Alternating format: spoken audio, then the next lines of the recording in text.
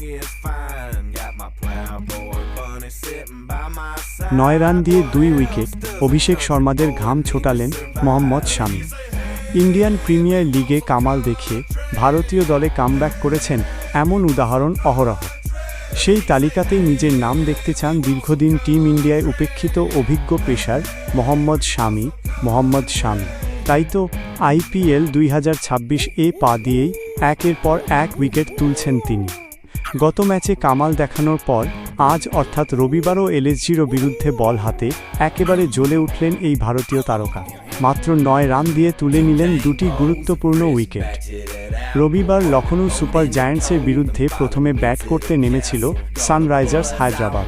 সেই আসরেই প্রথমে বল করতে নেমেছিলেন শামি।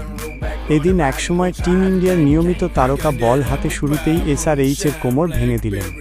শুরুতেই তুলে নিলেন গুরুত্বপূর্ণ 2 ওপেনার অভিষেক শর্মা এবং ট্র্যাভিস হেডের উইকেট। ভালো লাগলে চ্যানেলটি লাইক দিয়ে সাবস্ক্রাইব করুন।